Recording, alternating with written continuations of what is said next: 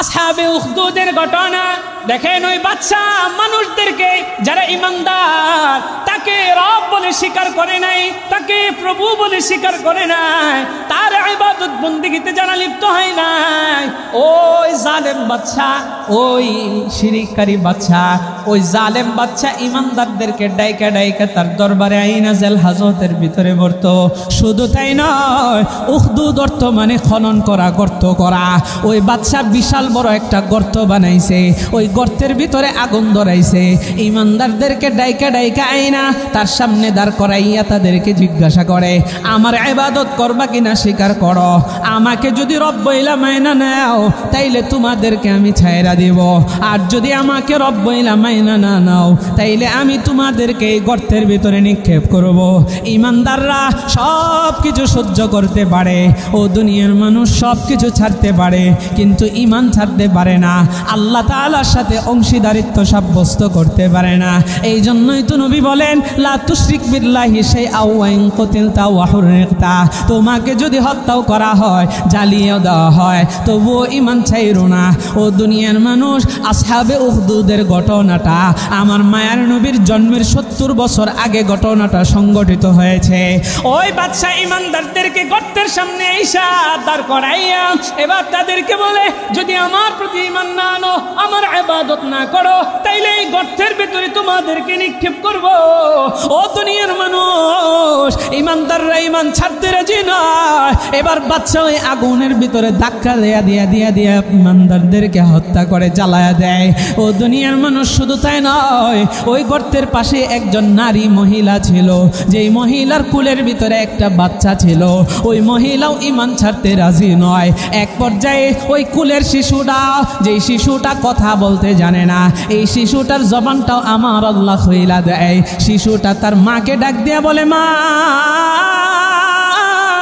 আপনি ভীত সন্ত্রস্ত হেন না, আপনি ইমানের পথে আছেন, আপনি আল্লাহর উপরে ইমানকে ধরে রাখেন, আপনি এই বাচ্চার কথা মতো ইমান ছাইরেন না। ও মা, ভয় পেন না, ভয় পেন না, এই মৃত্যুর পরে আপনাকে আল্লাহ জান্নাতের ভিতরে ঢোকায় দেবে। জোরে কন্যা সুবহানাল্লাহ। ওই মহিলা ইমান ছাড়ে নাই, বাচ্চা সহ ওই মহিলা আগুনের ভিতরে ঝাঁপাইয়া পড়ছে। ও দুনিয়ার মানুষ রে, ইমানদাররা ইমান ছাড়তে কোনোদিনও রাজি হয় না। যত কিছু লুবি আসুক না কেন, যত কিছু হালুয়া রুটির সামনের ভিতরে আসুক না কেন, তবুও যারা পাক্কা ইমানদার, এরা পাক্কা ইমান ছাড়তে রাজি হয় না। ও দুনিয়ার মানুষ, শিরিক এমন এক মহা অপরাধ, এমন এক জুলুম, যেই জুলুম আমার আল্লাহ তাআলা সহ্য করতে পারেন না। আমার আল্লাহ তাআলা সব কিছু ক্ষমা করলেও শিরিকের গুনাহ আল্লাহ ক্ষমা করেন না। সেই সম্পর্কেও আল্লাহ কোরআনে হাকিমের ভিতরে জানায় দেয়। আল্লাহ তাআলা চমৎকার করে বলেন, ইন্নাল্লাহা লা ইয়াগফিরু আন ইউশরাকা বিহি ওয়া ইয়াগফিরু মা দুনা যালিকা লিমান ইয়াশা ওয়া মান ইউশরিক বিল্লাহি ফাকাদ দাল্লা দালালাম বাঈদা। আল্লাহ বলেন, নিশ্চয় আমার সাথে যে ব্যক্তি শিরিক করবে, শরীক করবে, আমি আল্লাহ তাকে ক্ষমা করব না। এছাড়া সে যত গুনাহ করুক না কেন, সেই গুনাহগুলো অবশ্যই হকুল্লাহ হতে হবে। হকুল ইবাদ আল্লাহ তাআলা ক্ষমা করেন না, বান্দা ক্ষমা করলে হকুল ইবাদ ক্ষমা পাওয়া যায়। এরে দুনিয়ার মানুষ, হকুল্লাহ আল্লাহর সাথে যে গুনার সম্পর্ক, শিরিক ব্যতীত আল্লাহ যাকে ইচ্ছা যখন ইচ্ছা তাকে আল্লাহ সেই গুনাহগুলো মাফ করে দেন। ও দুনিয়ার মানুষ, আমার আল্লাহ তাআলা আরো জানায় দেয়, আরো জানায় দেয়, ফাকাদ দাল্লা দালালাম বাঈদা। আল্লাহর সাথে যারা শিরিক করবে, যারা অংশীদারিত্ব সাব্যস্ত করবে, আমার আল্লাহ তাআলা তাদেরকে ক্ষমা করবেন না, তাদেরকে আল্লাহ ধ্বংস করে দিবেন। জোরে কন নাউযুবিল্লাহ। তাহলে শিরিক আল্লাহ সহ্য করতে পারেন? আর শিরিককারীদের ঠিকানা কোথায়? জোরে কন না, কোথায়? আমার আল্লাহ কোরআনে হাকিমে সেই সম্পর্কে আয়াত নাযিল করে জানায় দেয়, ইন্নাহু মান ইউশরিক বিল্লাহ ফাকাদ হারামাল্লাহু আলাইহিল জান্নাতা ওয়া মাওয়াহুন নার। আল্লাহ বলেন, নিশ্চয় যারা আমার সাথে শিরিক করবে তাদের ঠিকানা হবে, তাদের জন্য জান্নাত হারাম হয়ে যাবে, আর তাদের ঠিকানা হবে ওয়া মাওয়াহুন নার, তাদের ঠিকানা হবে জাহান্নাম। জোরে কন নাউযুবিল্লাহ।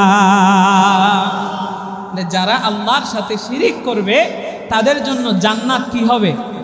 হারাম হবে। আহা, জান্নাত হারাম হয়ে যাবে আর তাদের ঠিকানা হবে মাওয়াহুন নার, জাহান্নাম। স্পষ্ট কথা। সম্মানিত হাজিরিন, শুধু তাই নয়, আল্লাহ তাআলা আরো জানায় দেয় ওমা লিজ্জালিমিনা মিন আনসার। আর যারা জালেম অর্থাৎ আল্লাহর উপরে জুলুম করছে, শিরিক করছে, আল্লাহর উপরে জুলুম করছে, তাদেরকে আল্লাহ কি বলেন? জালেম। ওমা লিজ্জালিমিনা মিন আনসার। আর এই সমস্ত জালেমদের আনসার, সাহায্যকারী বলতে কেউ থাকবে না। সম্মানিত হাজিরিন, যাদের কর্ণকহরে আমার আওয়াজ পৌঁছে যাচ্ছে, যে যেখানেই থাকেন একটু শুনবেন এই শিরিকের কত ভয়াবহ। তাদের সাহায্যকারী সেই কিয়ামতের ময়দানে, কঠিন সেই হাসরের দিনে কাউকে পাবে না। দুনিয়াতেও সাহায্যকারী নেই, কারণ দুনিয়াতে আল্লাহর সাথে জুলুম করার কারণে তাকে আল্লাহ ধ্বংস করে দিচ্ছে। যদি সে মুসলমান হয় তার আমলগুলো ধ্বংস হয়ে যাবে, মুসলমানও যদি হয় সে পথভ্রষ্ট হয়ে যাবে। আর বিধর্মীর কথা তো বাদই দিল, এত মহা অপরাধ। সম্মানিত হাজির, আর সাহায্যকারী দুনিয়াতে আল্লাহ থাকবেন না, কিয়ামতের ময়দানে কঠিন সেই হাসরের দিনে সরকারে দো আলম নবী আমাদের সাহায্যকারী হবেন। নবীজি আমাদের জন্য সুপারিশ করবেন। এক পর্যায়ে উম্মতের উলামায়ে কেরাম যারা ওয়ারাসাতুল আম্বিয়া তারাও সুপারিশ করবেন। এক পর্যায়ে শুহাদায়ে কেরাম তারাও সুপারিশ করবেন।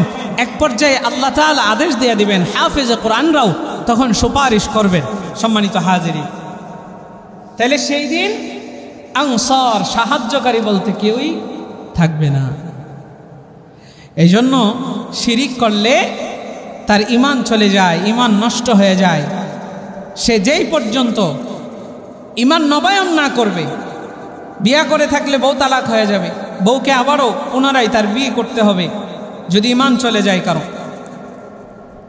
সম্মানিত হাজিরিন, তাইলে এই পৃথিবীতেও লাঞ্ছিত অপমানিত শিরিককারী, আখিরাতেও লাঞ্ছিত অপমানিত শিরিককারী, সে যদি তওবা না করে মারা যায় তাহলে বেঈমান হয়ে মারা গেল। আমরা সামনে শুনতে থাকবো যে শিরিক কি কি করলে হয়, কিভাবে আমাদের ঈমান নষ্ট হয়, এগুলো আমরা শুনবো ইনশাআল্লাহ। দেখেন ভয়াবহতা আগে জানি। নবীজি সাল্লাল্লাহু আলাইহি ওয়াসাল্লাম এই জন্য হুঁশিয়ারি বলেছেন, লা তুশরিক বিল্লাহি শাইআ ওয়া ইন কুতিলতা ওয়া হুররিকতা। আল্লাহর নবী সরকারে দো আদম নবী, রহমতের নবী জানা দেয়, যদি তোমাদেরকে হত্যাও করা হয় কিংবা আগুনের ভিতরে জ্বালিয়েও দেওয়া হয়, তবুও তোমরা আল্লাহর সাথে কাউকে শরীক করিও না। ওয়া ইন কুতিলতা ওয়া হুররিকতা, যদি হত্যাও করা হয়, জ্বালিয়েও দেওয়া হয়, তবুও রবের সাথে কাউকে শরীক করিও। আমার আব্বা জানো যুবক ভাই, আসহাবে উখদুদের ঘটনা দেখেন। ওই বাচ্চা মানুষদেরকে যারা ঈমানদার, তাকে রব বলে স্বীকার করে নাই, তাকে প্রভু বলে স্বীকার করে নাই, তার ইবাদত বন্দেগীতে যারা লিপ্ত হয় নাই, ওই জালেম বাচ্চা, ওই শিরিককারী বাচ্চা, ওই জালেম বাচ্চা ঈমানদারদেরকে ডাইকা ডাইকা তার দরবারে আইনা জেল হাজতের ভিতরে ভরত। শুধু তাই নয়, উখদুদ অর্থ মানে খনন করা, গর্ত করা। ওই বাচ্চা বিশাল বড় একটা গর্ত বানাইছে, ওই গর্তের ভিতরে আগুন ধরাইছে। ঈমানদারদেরকে ডাইকা ডাইকা আইনা তার সামনে দাঁড় করাইয়া তাদেরকে জিজ্ঞাসা করে, আমার ইবাদত করবা কিনা স্বীকার করো, আমাকে যদি রব বইলা মাইনা নাও তাইলে তোমাদেরকে আমি ছাইরা দিব, আর যদি আমাকে রব বইলা মাইনা না নাও তাইলে আমি তোমাদেরকে এই গর্তের ভিতরে নিক্ষেপ করব। ঈমানদাররা সব কিছু সহ্য করতে পারে, ও দুনিয়ার মানুষ সব কিছু ছাড়তে পারে, কিন্তু ঈমান ছাড়তে পারে না। আল্লাহ তাআলার সাথে সাথে অংশীদারিত্ব সাব্যস্ত করতে পারে না। এই জন্যই তো নবী বলেন লা তুশরিক বিল্লাহি শাইআন ওয়া ইন কুতিলতা ওয়া হুররিকতা, তোমাকে যদি হত্যাও করা হয়, জ্বালিয়ে দেওয়া হয়, তবুও ঈমান ছাইরো না। ও দুনিয়ার মানুষ, আসহাবে উহদুদের ঘটনাটা আমার মায়ার নবীর জন্মের 70 বছর আগে ঘটনাটা সংঘটিত হয়েছে। ওই বাদশা ঈমানদারদেরকে গর্তের সামনে আইসা দাঁড় করাইয়া এবার তাদেরকে বলে, যদি আমার প্রতি ঈমান না আনো, আমার ইবাদত না করো, তাইলে এই গর্তের ভিতরে তোমাদেরকে নিক্ষেপ করব।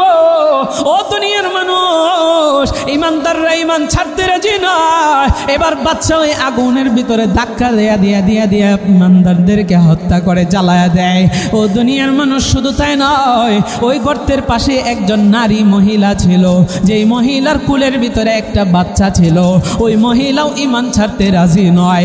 এক পর্যায়ে ওই কুলের শিশুটা, যেই শিশুটা কথা বলতে জানে না, এই শিশুটার জবানটাও আমার আল্লাহ খুইলা দেয়। শিশুটা তার মাকে ডাক দিয়া বলে, মা আপনি ভীত সন্ত্রস্ত হয়েন না, আপনি ঈমানের পথে আছেন, আপনি আল্লাহর উপরে ঈমানকে ধরে রাখেন, আপনি এই বাদশার কথা মতো ঈমান ছাইরেন না। ও মা, ভয় পেন না, ভয় পেন না, এই মৃত্যুর পরে আপনাকে আল্লাহ জান্নাতের ভিতরে ঢোকায় দেবে। জোরে কন্যা সুবহানাল্লাহ। ওই মহিলা ঈমান ছাড়ে নাই, বাচ্চা সহ ওই মহিলা আগুনের ভিতরে ঝাঁপাইয়া পড়ছে। ও দুনিয়ার মানুষ রে, ঈমানদাররা ঈমান ছাড়তে কোনোদিনও রাজি হয় না।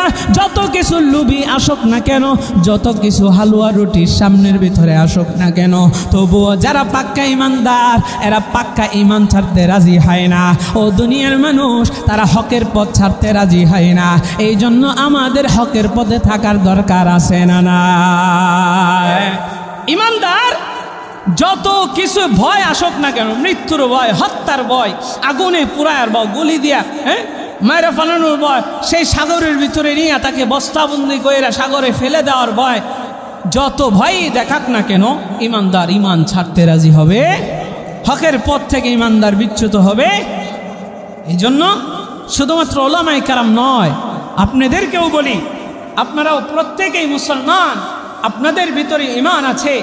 শুধু আলেম হইতে হবে এরকম না, প্রত্যেকটা মুমিন মুসলমান যারা রয়েছে প্রত্যেকের দায়িত্ব এবং কর্তব্য হকের উপরে টিকে থাকা, সামনে যত জুলুম আসুক হক থেকে বিচ্যুত না, এবং যারা হকের পথে চলে, হকের কথা বলে, তাদের উপরে যদি বিভিন্ন সময় নির্যাতনের স্টিম রোলার আসে, তাইলে ওই হকপন্থী আলেম হোক আর হকপন্থী যে কোনো মানুষই হোক, তাদের পাশানো প্রত্যেকটা মুমিনের দায়িত্ব এবং কর্তব্য দাঁড়ানো। কথা কোন ঠিক কিনা?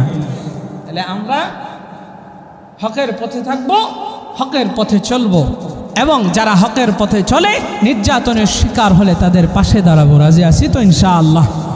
লা তুশরিক বিল্লাহ শাইআ ওয়া ইন কুতিলতা ওয়া হুররিকতা, তোমাকে জ্বালিয়ে দিলেও হকের পথ থেকে সরে দাঁড়ায়ও না, শিরিক করিও না, আল্লাহর সাথে কাউকে শরিক করো। তাই এই শিরিকের ভয়াবহতা কম না বেশি? আল্লাহ প্রচুর রাগ করেন, গুসা। শিরিকের সূচনাটা কোত্থেকে হয়েছে? তাফসীর ইবনে কাসীরের ভিতরে ইমাম বাগবী রহমতুল্লাহ আলাইহির বর্ণনা মতে হযরত আদম আলাইহিস সালাতু ওয়াস সালাম এবং হযরত নূহ নবীর জামানার মধ্যবর্তী সময়ে শিরিকের সূচনা হয়। কারণ আদম নবী পৃথিবীর সর্বপ্রথম মানব, তিনি তো এক কালিমার দাওয়াত দিয়েছেন, আল্লাহর একাত্মবাদের স্বীকার করেছেন। আদম নবী তিনি আল্লাহর একজন পয়গম্বর ছিলেন। তখনও কিন্তু হিন্দু, বৌদ্ধ, খ্রিস্টান এগুলোর অস্তিত্বই ছিল না। এক কালিমার তাওহীদের বয়ান দিয়েছেন। তিনি ছিলেন আল্লাহ তাআলার পক্ষ থেকে প্রেরিত পয়গম্বর। আদম নবীর পরবর্তী সময়ে নূহ নবীর এবং আদম নবীর মধ্যবর্তী সময়ে শিরিকের সূচনা ঘটে। সম্মানিত মুসল্লি কারাম, আমার দিকে তাকান, খুব মনোযোগ দেন। শিরিকের সূচনা কোত্থেকে আসলো? এই মূর্তি পূজা কখন থেকে শুরু হলো? এগুলো আমাদের ইতিহাস জানার দরকার আছে, আপনারাও জানার দরকার আছে। যারা আমাদের আশেপাশে সনাতন ধর্মাবলম্বীর মানুষেরা আছেন, ওনারাও জানতে পারবেন এই ইতিহাসগুলো। তাইলে তাফসীর ইবনে কাসীর, এই তাফসীরের ভিতরে আল্লামা ইমাম বাগবীর রাহমাতুল্লাহি আলাইহি তার বর্ণনা মতে ওই জামানায় নূহ নবীর জামানা এবং আদম নবীর জামানার মধ্যবর্তী সময়ে 5 জন ব্যক্তি ছিলেন আল্লাহওয়ালা বুজুর্গ ব্যক্তি, যারা আল্লাহর একনিষ্ঠ বান্দা ছিলেন, বুজুর্গ বান্দা ছিলেন। কয়জন ব্যক্তি? সবাই একটু কন না, কয়জন? আরো জোরে কন, কয়জন? 5 জন। আল্লাহ কোরআনে হাকিমের ভিতরে তাদের নাম এনেছেন। আল্লাহ বলেন, وقالوا لا تذرن آلهتكم وقالوا لا تذرن آلهتكم ولا تذرن ودا ولا سواعا ولا يغوث ويعوق ونسرا। আল্লাহ তাআলা কোরআনে হাকিমের ভিতরে জানায়, এই আয়াতে কারিমের ভিতরে আল্লাহ জানায় 5 জন বুজুর্গ ব্যক্তি যাদের নাম হচ্ছে ওয়াদ, 2 নম্বরে সুয়া, 3 নম্বরে ইয়াগুস, 4 নম্বরে আউদ, 5 নম্বরে নাস। এই 5 জন বুজুর্গ বান্দা যাদের উপরে আল্লাহ রাজি খুশি ছিলেন, এই বুজুর্গদের পদাঙ্ক অনেকে অনুসরণ করেছেন। এই বুজুর্গদের ভক্তবৃন্দের অভাব ছিল না। ও দুনিয়ার মানুষ, আমাদের দেশেও হক্কানি পীর মাশায়েখরা রয়েছেন। আল্লাহ তাআলার বরকতে ফজলে অনেক হক্কানি উলামায়ে কেরাম রয়েছেন। এদের আবার অনেক মুরিদ আছে, ভক্ত আছে। এরকমভাবে ওই হক্কানি পীরদের, হক্কানি বুজুর্গদের অনেক ভক্ত মুরিদ ছিল, তাদের কাছ থেকে দিন সম্পর্কে জানতো। এরে দুনিয়ার মানুষ, এই 5 জন ব্যক্তি যখন দুনিয়া থেকে বিদায় নেয়, দুনিয়া থেকে বিদায় নেওয়ার পর তার ভক্ত অনুসারীরা আল্লাহর ইবাদত বন্দেগীতে লিপ্ত আছে। এক পর্যায়ে যখন তাদের বয়স শেষের দিকে চলে যাচ্ছে, এমন সময় শয়তান আইসা তাদেরকে ধোঁকা দেওয়া আরম্ভ করলো। তোমাদের বুজুর্গরা তো চইলা গেছে, তাদেরকে তোমরা দেখতে পাও না, তোমরা তাদের মূর্তি তৈরি করো, তাদের ভাস্কর্য তৈরি করো। এই মূর্তিগুলা তোমাদের সামনে যদি রাইখা দাও, তাইলে মূর্তিগুলার চেহারা দেখা দেখা ইবাদত করলে তোমাদের অন্তরের ভিতরে ইবাদতের আরো মজা বাড়বে। এইভাবে ধোঁকা দিতে লাগলো। তাদের ধোঁকায় পইরা, শয়তানের ধোঁকায় পইরা ওই 5 ব্যক্তির মূর্তি তারা সর্বপ্রথম তৈরি করলো। জুরে কর নাউজুবিল্লাহ। শয়তানের ধোঁকাটা তারা বুঝতে পারে নাই। এই 5 জন ব্যক্তির মূর্তি তৈরি করে শয়তানের ধোঁকাটা দেখেন কত কৌশলে দিচ্ছে, যে তোমরা বুজুর্গ ব্যক্তিরা তো চলে গেছে, তোমরা তো ভক্ত, তাদের অনুসরণ কইরাই তোমরা ইবাদত বন্দেগী করতেছ, তারা তো এখন জীবিত নাই। তোমরা তাদের কি বানাও? মূর্তি বানাও। বানাইলে কি হবে? তাদেরকে সামনে রাখবা, চেহারাটা দেখলে তোমাদের ইবাদতের ভিতরে আরো স্বাদ লাগবে, মজা লাগবে। আবার তোমাদের পরবর্তী প্রজন্মরাও এই মূর্তিগুলো দেখা চিন্তা করবে, হ্যাঁ আমাদের বুজুর্গটা এমন ছিল, আমাদের বাবার বুজুর্গ যারা ভালো বান্দা ছিল তারা এরকম ছিল, দেখা তারাও খুশি হবে। ধোঁকায় পইরা এই 5 ব্যক্তির ভাস্কর্য মূর্তি তারা বানাইল। এখন তারা তার মূর্তিগুলো সামনে রাখছে, চেহারা দেখে, এরপরে ইবাদত করে, দেখে মজাই লাগে। তাহলে শয়তানের ধোঁকায় পড়ে এই যে শুরু করলো। এইভাবে আমার দীর্ঘদিন গেল, আমি সংক্ষেপ করে দিচ্ছি, তাফসীরে চমৎকারভাবে এসেছে। দীর্ঘদিন গেল, এই মুরব্বী যে প্রজন্মটা, এটা আস্তে আস্তে তারা বিদায় নিতে লাগলো, ইন্তেকাল করতে লাগলো। এবার নতুন প্রজন্ম, এদেরকে আইসা শয়তান এবার ধোঁকা দিতে লাগলো যে তোমাদের মুরব্বীরা এই যে মূর্তিগুলা বানাইছে, তারা এই মূর্তিরই ইবাদত করতো। জোরে কর নাউজুবিল্লাহ। আল্লাহ বলতে তারা ভুইলা গেল। এই শুরু হয়ে গেল মূর্তির পূজা। ওখান থেকে এই মূর্তির পূজা শুরু হয়েছে। সম্মানিত হাজিরিন, যুগ যুগ ধরে যত নবী রাসূল এসেছেন, তাদের জীবনের শুরু লগ্ন থেকে, নবুয়ত পাওয়ার পর থেকে জীবনের শেষ পর্যন্ত শিরিকের বিরুদ্ধে তারা সব সময় ভয়াবহতা সম্পর্কে জানিয়ে গিয়েছেন। শিরিকের বিরুদ্ধে তারা সব সময় লড়াই করেছেন, মানুষকে বুঝিয়েছেন। ওখান থেকেই শুরু হয়ে গেল। সম্মানিত হাজির, শিরিকের সূচনা শয়তানের ধোঁকায় পড়ে এই যে মূর্তি পূজা শুরু হইল, আল্লাহর সত্তার সাথে তারা অংশীদারিত্ব সাব্যস্ত করা শুরু করে। শিরিক হচ্ছে 3 প্রকার। কত প্রকার? একটু সবাই জবান খোলেন না, কত প্রকার? 3 প্রকার। 1 নাম্বার শিরিক ফি জাতিল্লাহ, ইশরাক ফি জাতিল্লাহ, আল্লাহর সত্তার সাথে শিরিক করা। 2 নাম্বার ইশরাক ফি ইলমিল্লাহ, আল্লাহর ইলমের সাথে শরীক করা, অংশীদারিত্ব করা। 3 নাম্বার ইশরাক ফি কুদরতিল্লাহ, আল্লাহ তাআলার গুণের সাথে শক্তির সাথে অংশীদারিত্ব সাব্যস্ত করা। তাইলে আমরা শিরিক কত প্রকার পাইলাম? 3 প্রকার পাইলাম। চলেন এবার ইশরাক ফি জাতিল্লাহ কাকে বলা হয়? ইশরাক ফি জাতিল্লাহ, আল্লাহর সত্তার সাথে শিরিক করা। এই শিরিকটা আমরা সমাজের ভিতরে বুঝতে পারি খুব ভালো। কিভাবে? যে নূহ নবীর জামানায়, আদমের পরবর্তী সময়ে, নূহ নবীর জামানার মাঝামাঝি সময়ে আদম এবং নূহের এই যে 5 ব্যক্তির মূর্তি বানায়া এক পর্যায়ে মূর্তির যে পূজা শুরু করলো, এই পূজা কারা শুরু করেছে? বর্তমান সময়ের যারা সনাতন ধর্মাবলম্বী মূর্তি পূজা করে। শুআয়ব আলাইহিস সালাতু ওয়াস সালামের জামানার ছিল, আমাদের প্রিয় নবী সরকারে দু আলম নবীর জামানায়ও মক্কার মূর্তি পূজকরা ছিল।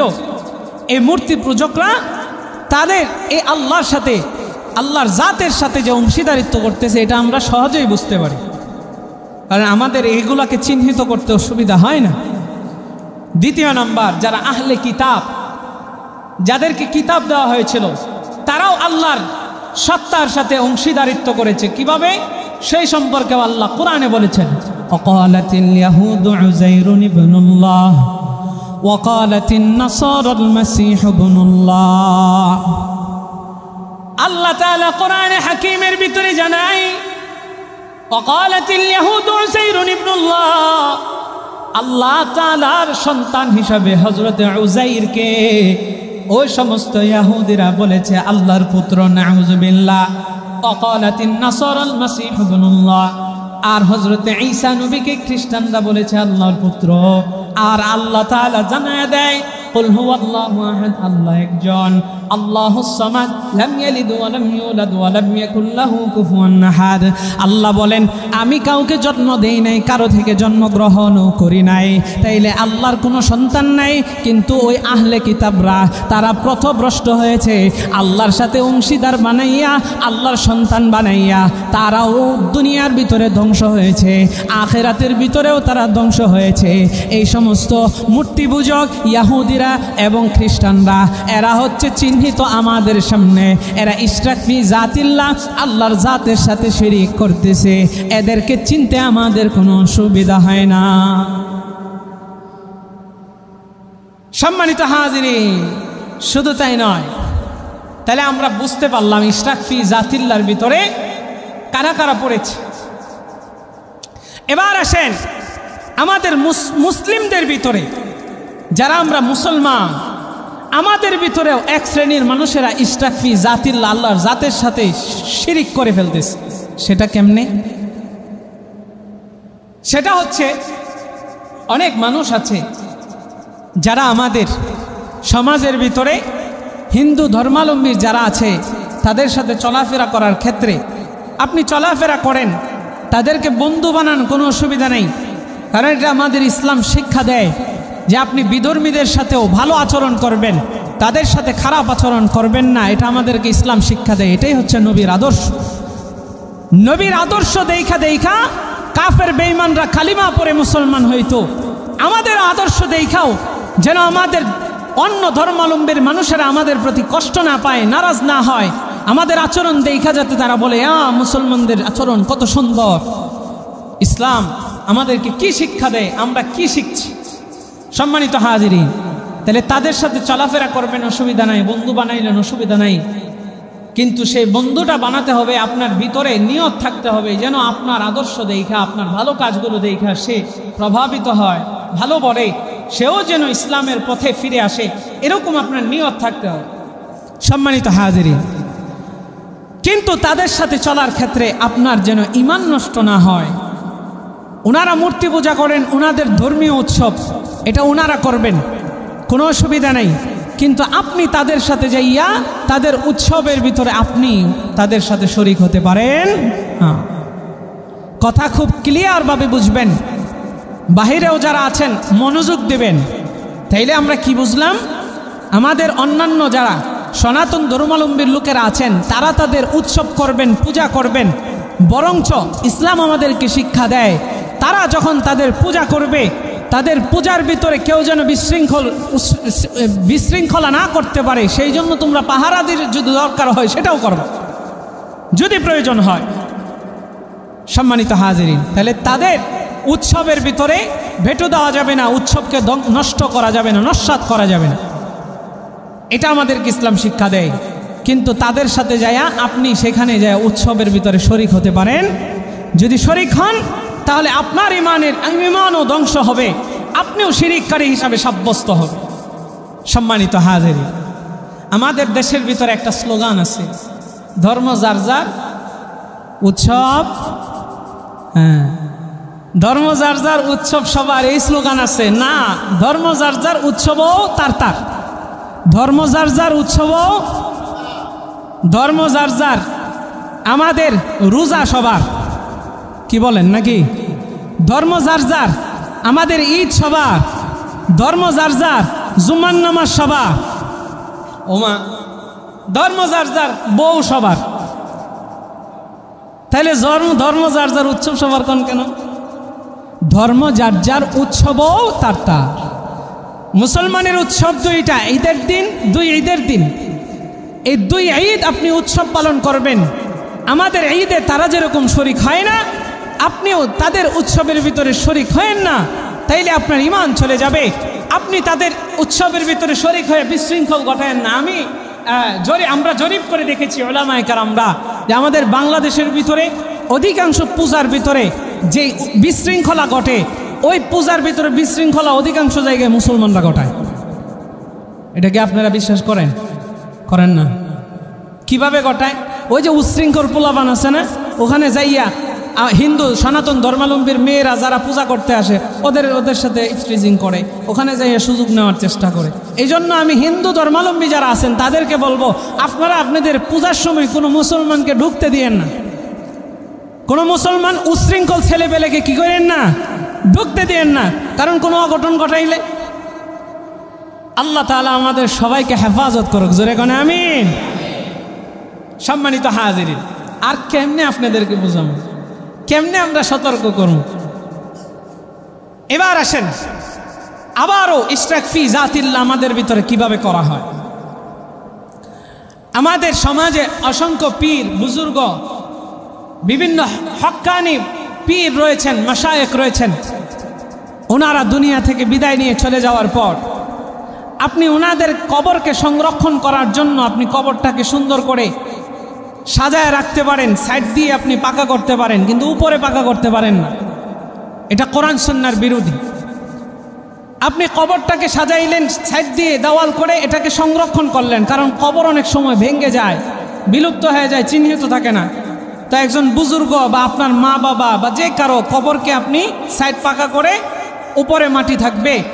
তো সম্মানিত হাজিরিন, কবরটাকে আপনি চিহ্নিত করে রাখলেন, কবর জিয়ারত করবেন, কোনো অসুবিধা নেই। নবীজি সাল্লাল্লাহু আলাইহি ওয়াসাল্লাম জিয়ারতের কথা বলেছেন, কবর জিয়ারত করবা, কারণ কবরের যে বাসিন্দাটা, মৃত ব্যক্তিটা রয়েছে, উনি জীবিত মানুষের মুখাপেক্ষী। কবরে মৃত ব্যক্তির মুখাপেক্ষী, জীবিত মানুষ নয়, বরঞ্চ মৃত ব্যক্তি জীবিত মানুষের মুখাপেক্ষী। জীবিত মানুষদের দিকে তাকায় আছে যে আমার সন্তান আছে, আমার আত্মীয় স্বজন আছে, কেউ আমার জন্য একটু দোয়া পাঠায় কিনা, কেউ একটু সূরা ফাতিহা সূরা ইখলাস পড়ে তার কবরের ভিতরে আমল বক্সায় কিনা, তারা তাকায় আছে, তার নামে দান সদকা করে কিনা, হ্যাঁ তাকায় আছে একটু সওয়াবের আশায়। কিন্তু সেই জায়গায় আমরা অনেকেই ভুল করি। কি ভুল? এটা অজ্ঞতাবশত হতে পারে, আবার সম্মান করে অতি ভক্তি দেখানোর ক্ষেত্রেও এই কাজটা হয়ে যেতে পারে। সেটা হচ্ছে কবরে যায় সিজদা মারা। সিজদা একমাত্র কার? আরো জোরে কোন কার? আমার আল্লাহ তাআলা কোরআনে হাকিমের ভিতরে জানায়, ওয়ালা তাসজুদু ওয়ালা লিশ-শামসি ওয়ালা লিল-কমারি ওয়াসজুদু লিল্লাহিল্লাযী খালাকাহুন্না ইন কুনতুম ইয়্যাহু তা'বুদুন। আল্লাহ তাআলা কোরআনে হাকিমের ভিতরে জানায় দেয়, তোমরা চন্দ্রের পূজা করিও না, তোমরা সূর্যের ইবাদত করিও না, তোমরা চন্দ্র সূর্যের প্রতি মাথা নোয়ায় না, সিজদা দিও না। তোমরা শুধুমাত্র একবার কেবলমাত্র যিনি তোমাদেরকে সৃষ্টি করেছেন, যিনি তোমাদেরকে বানাইছেন, একমাত্র তাকেই তোমরা সিজদা দিবা। ও দুনিয়ার মানুষ, শুধু তাই নয়, আমার আল্লাহ বলেন যার ইবাদত তোমরা করো তার পায়ের ভিতরেই সিজদা দিবা। আমরা ইবাদত করি একজনের, তিনি কে? ঈমানের পাওয়ার দিয়া বলেন না তিনি কে? আমরা প্রত্যেকদিন সূরাতুল ফাতিহার ভিতরে পড়ি ইয়্যাকা না'বুদু ওয়া ইয়্যাকা নাস্তাঈন। ও আল্লাহ, আমরা তোমার ইবাদত করি, তোমার কাছে আমরা পানাহ চাই। ও দুনিয়ার মানুষ, আল্লাহ তাআলার ইবাদত আমরা করি, আল্লাহ তাআলার ইবাদত আমরা করি, আল্লাহ তাআলার ইবাদত আমরা করি, স্বীকার করি। আল্লাহর পায়ে সিজদা দেওয়া লাগবে, দুনিয়ার অন্য কারো পায়ের ভিতরে সিজদা দেওয়া যাবে না। অনেকেই যারা বিভিন্ন পীরের মুরিদ রয়েছে, দিন সম্পর্কে অজ্ঞ, এরা অনেক সময় বলে ফেলে যে আমরা তো আল্লাহর ইবাদত মনে কইরা পীরের পায়ে সিজদা দেই না, মাজারে কবরের ভিতরে সিজদা দেই না, আমরা সম্মান সুযোগ সিজদা দেই। ও দুনিয়ার মানুষ, তারা অনেক সময় দলিল দিতে চায় আদম নবীর পায়ে সবাই সিজদা করেছে, ফেরেশতারা সিজদা দিয়েছে, জিন জাতিরা সিজদা দিয়েছে। ও দুনিয়ার মানুষ রে, আদম নবীর সিজদাটা ছিল সম্মান সুযোগ সিজদা, তারাও বলতে চায় এই সম্মান সুযোগ সিজদা আমরা দেই। ও দুনিয়ার মানুষ, না না না, তাফসীরে কাবীরের ভিতরে আল্লামা ইমাম ফখরুদ্দিন রাজি রহমতুল্লাহ আলাইহি চমৎকার করে লিপিবদ্ধ করেছেন যে আদম নবীর পায়ে যাদেরকে আল্লাহ সিজদা দিতে বলেছিলেন, এই সিজদাটা সম্মান সুযোগ সিজদা ছিল। এই সিজদার মাধ্যমে আমার আল্লাহ তাআলা এই মানব জাতিকে সৃষ্টির শ্রেষ্ঠ মর্যাদার অধিকারী বলে আপনার আমার সামনে আল্লাহ তাআলা আদম নবীকে মর্যাদা দিয়েছিলেন। জোরে কোন সুবহানাল্লাহ। সৃষ্টির শ্রেষ্ঠ মানুষ হচ্ছে, মাখলুক হচ্ছে মানুষ। ও দুনিয়ার মানুষ, আদম নবীর পায়ে সিজদা দেওয়াইয়া আমার আল্লাহ সৃষ্টির শ্রেষ্ঠ মর্যাদার অধিকারী আপনাকে আমাকে বানাইছেন, কিন্তু আদম নবীর ক্ষেত্রে সেটা প্রযোজ্য ছিল।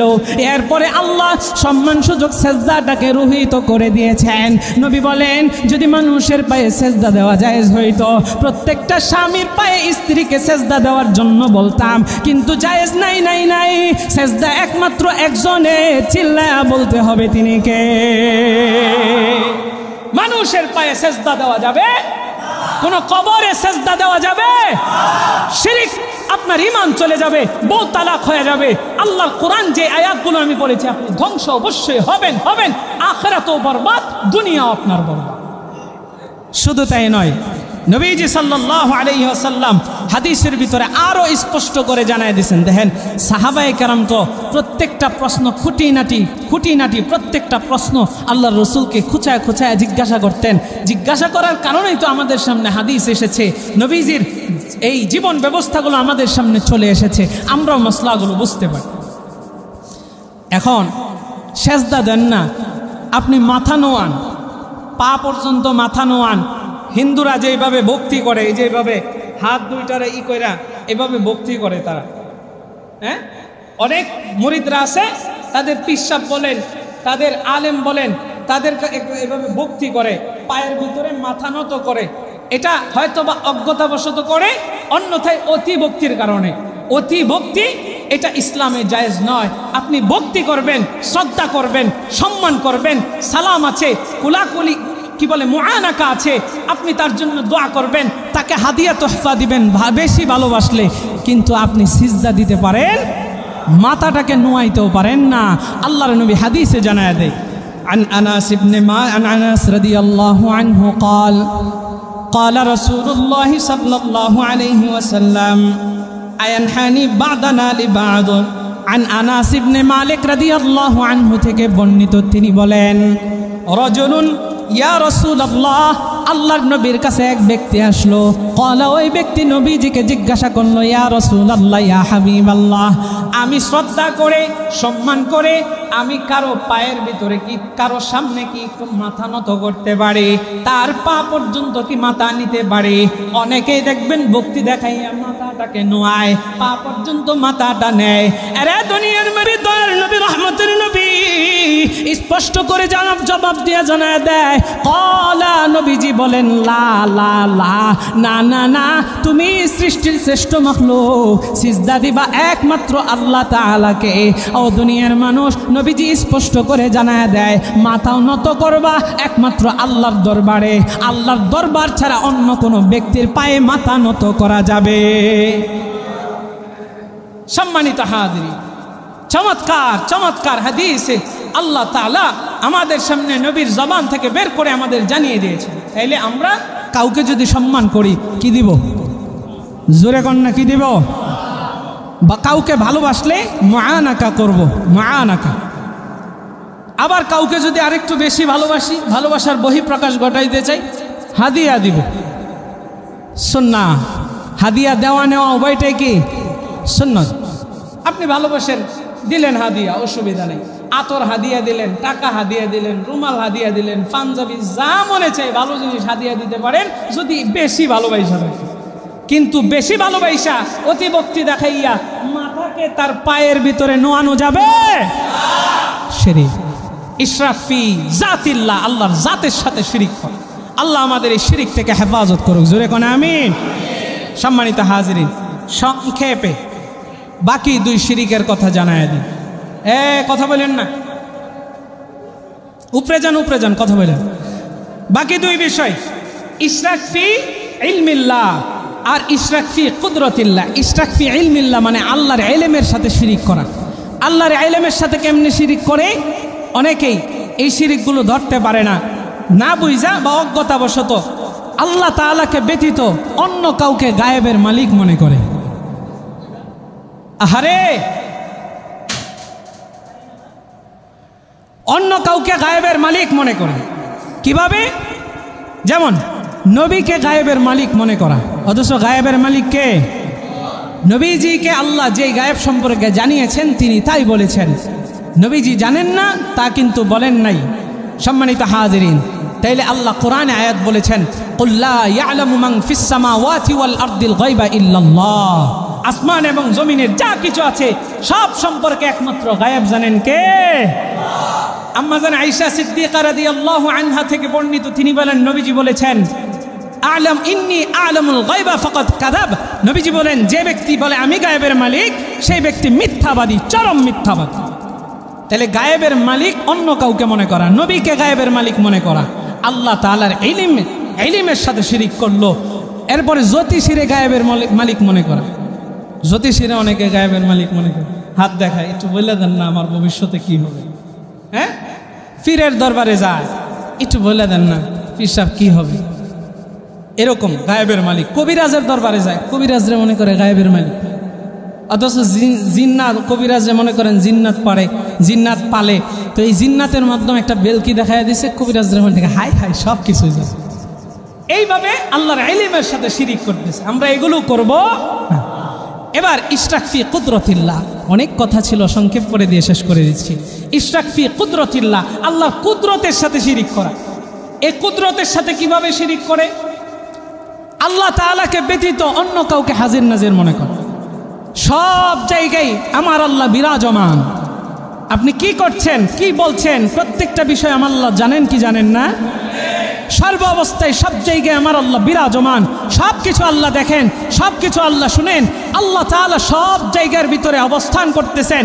আল্লাহ তাআলা তার এই কুদরতটাকে, এই শক্তিটাকে অন্য কাউকে দিয়ে দেওয়া, অন্য কাউকে হাজির নাজির মনে করা। আমাদের দেশে এক শ্রেণীর মানুষ নবীজিকে হাজির নাজির মনে করে।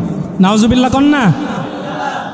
সম্মানিত হাজিরিন, নবীজি যদি হাজির নাজির হতেন তাহলে আল্লাহ তাআলা নবীর সম্পর্কে হাদিসের ভিতরে নবীজি জানিয়ে দিতেন না যে এই দুনিয়ার ভিতরে একদল ফেরেশতারা আল্লাহ তাআলার পক্ষ থেকে নিয়োজিত রয়েছে। পৃথিবীর যেই প্রান্তে যেই আমার উপরে দুরূদ পেশ করে, এই দুরূদগুলোই ফেরেশতারা নিয়ে আমার রওজার ভিতরে পৌঁছায় দেয়। জোরে কোন সুবহানাল্লাহ। তো নবীজি যদি হাজির নাজির জানতেন তাহলে দুরূদ নেওয়ার জন্য তিনি আসতেন, এটাই অনেক মনে করে। অথচ দেখেন সম্মান কিভাবে বাড়ে আর কিভাবে কমে, এটা একটু দেখেন তো। ধরেন আমি ইমাম সাহেব মানুষ, খতিব সাহেব মানুষ, আমার যে সম্মানীটা ধরা হয়েছে, এই সম্মানীটা আনার জন্য আমি একজনের কাছে গেলাম, আর ওই ব্যক্তিটা মসজিদের কমিটিটা আমার কাছে পৌঁছায় দিল, তাহলে সম্মান বেশি কোনটা, আমার যায়া আনা নাকি আমার কাছে পৌঁছায় দেওয়া? কথা বুঝছেন তো? আমার কাছে পৌঁছায় দেওয়াটা এটা সম্মানের, আমি যায়া আনা এটা আমার অসম্মানের। নবীজিকে আল্লাহ সম্মান দিয়েছেন বলে আমি ফেরেশতা নিয়োজিত করেছি, তারা শুধুমাত্র দুরূদ যেই পড়বে তার দুরূদটা নবীর রওজা থারে পৌঁছায় দিবে। ও দুনিয়ার মানুষ, তাইলে ফেরেশতার মাধ্যমে নবীর কাছে দুরূদ পৌঁছায় দেয়, আর তুমি বলো নবীজি হাজির হইয়া তোমার দুরূদ শোনার জন্য আসে, তোমার কাছ থেকে দুরূদের সালাম নেওয়ার জন্য আসে, তাহলে নবীজিকে তুমি সম্মান করলা না, নবীকে অসম্মান করলা। কথা কোন ঠিক কিনা? সম্মানিত হাজির, এই গেল ইশরাক ফি কুদরতিল্লাহ, আল্লাহর শক্তির সাথে শিরিক করা। শুধু তাই নয়, সন্তান দেওয়ার মালিককে আরো জোরে গান। কিন্তু সেই সন্তান দেওয়ার মালিকটাকে আপনি মনে করতেছেন বাবা, মালিকটা মনে করতেছেন অন্য কাউকে, সন্তান হয় না। আরে সন্তান আল্লাহ যাকে ইচ্ছা তাকে দেন। ছেলে দেওয়ার মন চাইছে আল্লাহ ছেলে দিচ্ছেন, মেয়ে ইচ্ছা হয়েছে মেয়ে দিচ্ছেন, কাউকে দেনই না, বন্দা বানায় রাখছে।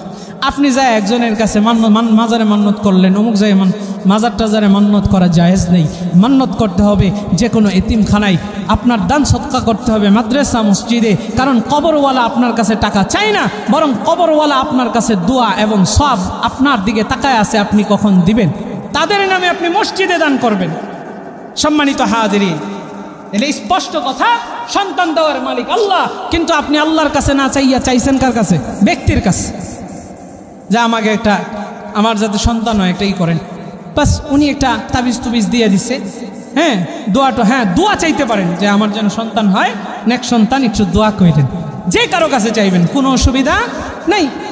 দোয়া না চাইয়া উনি একটা পানি পরা তেল পরা তাবিজ তুবিজ দিছে, ঠিক আছে। কেউ অনেকে আবার হক্কানি যারা আছেন তারা বিভিন্ন ধরনের পানি পরায়, কোরআনের আয়াত পড়ে দেয়, অনেক সময় এই তেল পরে দেয়, কোরআনের আয়াত পড়ে, কোরআনই চিকিৎসা, এটা কোনো অসুবিধা নাই। কিন্তু যদি আপনি মন্ত্রসন্ত্র লেখেন, বিভিন্ন শয়তানের নাম, ফেরাউনের নাম, হনুমানের নাম, এগুলো লেখা তাবিজ তুবিজ করেন, এগুলো শিরিক হবে, এগুলো বানচাল হয়ে যাবে, আপনার ইমানও ধ্বংস হবে, আরেকজনের ইমানও আপনি ধ্বংস করলেন। এবার তার এক পর্যায়ে আল্লাহর ইচ্ছা হয়েছে বাচ্চা হয়েছে, বাস হ্যাঁ আমার বাবার কাছে গেছিলাম বাচ্চা হয়েছে, তাইলে বাবারে বাচ্চা দেওয়ার মালিক বানায় ফেলছে। আমাদের সমাজের এরকম লোক আছে না নাই? কম না বেশি? না বুঝার কারণে, অজ্ঞতার কারণে। আল্লাহ সবাইকে সাহি বুঝদান করুক, জোরে কোন আমিন। বৃষ্টি দেওয়ার মালিক কে? সন্তান দেওয়ার মালিক কে? রিজিকের মালিক কে? না রিজিক দেওয়ার মালিক কোন নেতা? অনেকে নেতারে অন্নদাতা মনে করে, হ্যাঁ টাকাওয়ালার অন্নদাতা মনে করে, এগুলো সব ইশরাক ফি কুদরতিল্লাহ, আল্লাহর শক্তির সাথে শিরিক করা। তাইলে আমাদের এই সমস্ত শিরিক থেকে আল্লাহ হেফাজত করুক, জোরে কোন আমিন। আর জোরে কোন আমিন। ও আখিরু দাওয়ানা আনিল হামদুলিল্লাহ।